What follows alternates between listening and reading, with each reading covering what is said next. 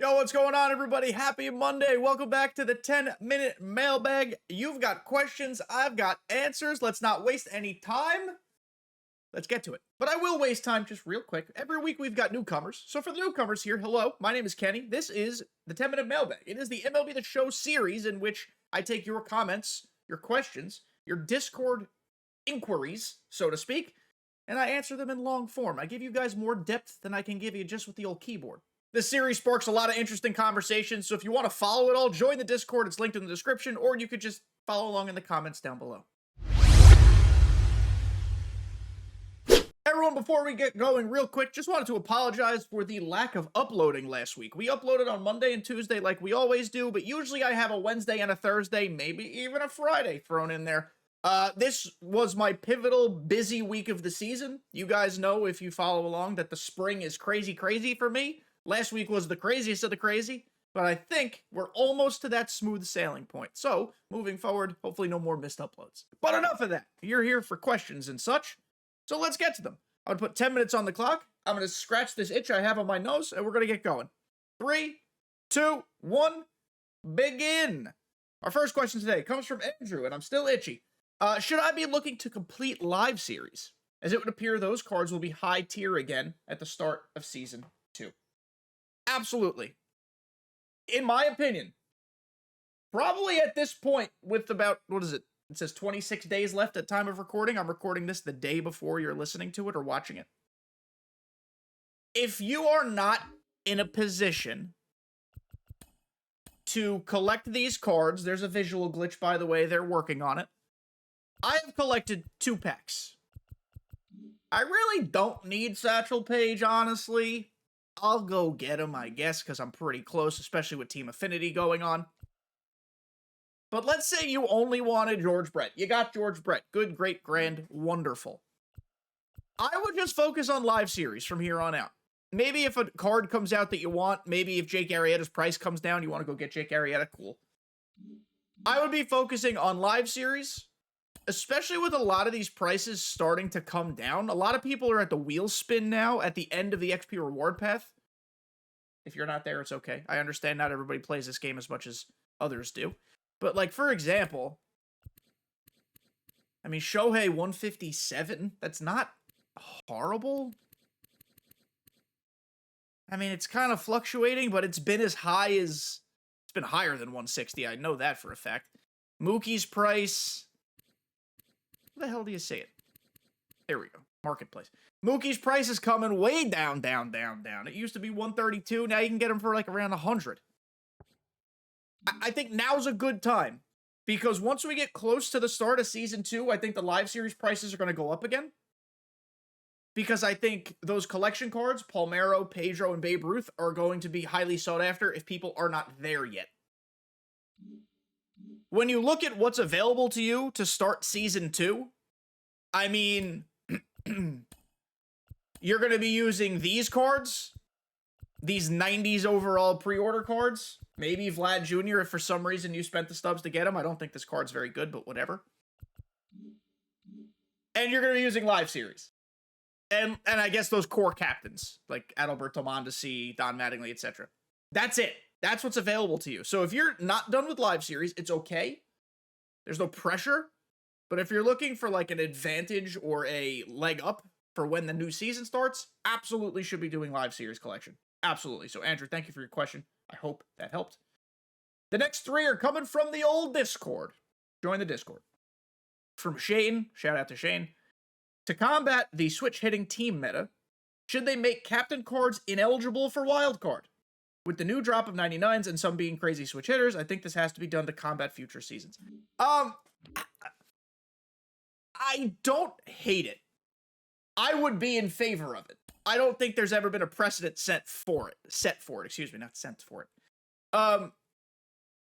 This is going to be so many people's first wildcard in Season 2. So many people. Not everybody. Everyone's got different preferences. Some people might choose the wild card George Brett or Jimmy Rollins or Willie Mays or, whoever. But because of the boost this gives, because of how underpowered early season cards are going to be, for obvious reasons, it's early season, it's the power creep. This boost is real friggin' good. Adds 12 contact to both sides. Adds 10 batting clutch. And if you use switch hitting pitchers, you get plus 10 BB per 9. There are going to be people who argue there are other captains who are better. David Ortiz, Clayton Kershaw, you pair them together, it's a sick boost. I use Carlos Santana just on his own because he's a really good switch hitter, really good catcher. He will be my catcher until I get the new 99 Posada. Neither here nor there. I do think captains should be at least considered to be not allowed to use as wild cards. Because if we're really focused on the power creep, and I know there's going to be wild card spots, whatever, but if we're really focused on the power creep, we should not allow super overpowered shit in the beginning of the season. And if there are enough switch hitters available with Carlos Santana's boost, that is going to be the prevailing meta. It's one of the prevailing metas right now. It's not the only meta. I think the David Ortiz Kershaw boost is probably even more meta, but so that even speaks to the fact that there are so many different options here. But I think those two captains work together because you could do them together. Santana works on his own. You can add whatever you want to him, but he works on his own. So I'd be in favor of not allowing captain cards to be wildcarded. I think it's at least worth talking about because there's a lot of stuff that could break the point of an early power creep. It's just going to blow everything out of the water. So I don't know if there's precedent for it, but I don't hate it conceptually. So next question, thank you, Shane, comes from Ashley. Do you think the survey will lead to changes and adjustments, or do you think the money from the new model outweighs community feedback? This is a great question. I hope you guys all did the survey. There's a survey on theshow.com. There is a portion of the community, a rather large one, a rather loud one, that says SDS doesn't listen. SDS for sure listens. 100% for sure listens. Do they always act on the feedback? That's different than listening. But they listen. What they don't listen to is bullshit on the internet. What they do listen to is a formal survey. So here are my thoughts on the survey. I think the survey is going to be enlightening for them in terms of game structure, not game direction. What do I mean by that? I think seasons and people's distaste for repeated cards is going to become abundantly clear through the survey. And that is something SDS could feasibly change in future titles. But if there is a directive from Mr. Sony himself saying you need to make more money or we're going to shut your shit down, especially with Sony laying off employees, you could argue corporate greed, whatever, closing down little studios, Sony's doing that. That is a game direction question that I don't think SDS has the ability to change. Does that make sense? I'm not supporting. By no means am I supporting the game direction. However, I'm just trying to see what's happening. So if we care about content structure, which is tied somewhat to game direction, but you can separate it for the purposes of this conversation. I think there are ways the survey can be helpful. I think the survey will also enlighten SDS to the fact that there should have been a tech test. It will enlighten them to bugs that are prevailing, like the slider PCI, like launch angle problems, like the issues with created stadium, that's consistency. I was trying to find the right word. You know, like they don't play well this year for some reason, which is good because I don't want to play in a created stadium, so don't use them. For those things, the survey is going to be great. But if everyone's which listen, everyone has the right to complain about everything being in packs and everything stubs, money, whatever.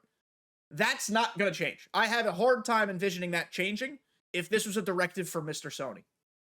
So that's where my head's at with the survey. The survey is still worth doing. I hope you did it. So thank you for your question, and we've got one more here. from Kev Span, again in the Discord. Do you think SDS is intentionally putting out less desirable 99s in Team Affinity relative to packs and online rewards? So, we're going to talk more about Team Affinity in tomorrow's podcast. Shameless plug, come back tomorrow. But in terms of name brand, yes, I think some of the cards are a little lackluster. Like, nobody wanted DJ LeMahieu for the Yankees. I certainly didn't. The card ain't bad, though. If I'm gonna be truly honest, the card ain't bad. I'm kind of stunned, actually. This card kind of rakes. He kind of rakes. He's slower than piss, but he kind of rakes. There are a lot of repeat guys like Wade Boggs, another card that absolutely fucks, by the way. This card is incredible. You know, but then there are some fun ones, like Esco's kind of cool. Esco's actually very cool. Edgar Martinez is going to be the most slept-on card in this drop. Edgar Martinez is my DH probably until the end of Season 1. I think in this particular drop, in terms of name brands, I see what you're saying, Ludwig, Henke, etc. But these cards hold a candle. Like the AL West Team Affinity has Blake Trinan. The new headliner is Goose Gossage. I know headliners don't carry a ton of price, but I argue Blake Trinan is just as good, if not better, than Gossage, and Trinan's free and Gossage costs stuff. So I actually think this Team Affinity drop, in relation to the previous two Team Affinity drops, did a better job at balancing pack content and free content. Is it perfect? No. Paul Skeens is probably the best pitcher in the game. Paul Skeens is a chase card. That's upsetting. But it did a better job. Is it perfect? Absolutely not. I'm kind of happy with the Team Affinity drop. I got all the cards I wanted to get already. I did not finish Team Affinity. This grind is going to take a lot longer. But my team's in a good place, and I got the cards I wanted to get, and I'm super stoked for it. So I actually think Team Affinity was pretty good. And that will do it for the mailbag that is 10 minutes, otherwise known as the 10-minute mailbag. If you have MLB The Show questions, please put them in the comments or join the Discord. We're 100 strong over there in the Discord, growing by the day. We have great conversations in the general chat space where we're just helping each other out. It's great. It's awesome. It's fun. Join the Discord. Thank you all for making it to the end. I love you so much. Again, I'm sorry for the lack of uploads last week. That will change this week. I promise. Videos are back and coming. We're not going anywhere. But thank you again for making it to the end. I love you, and see you next time.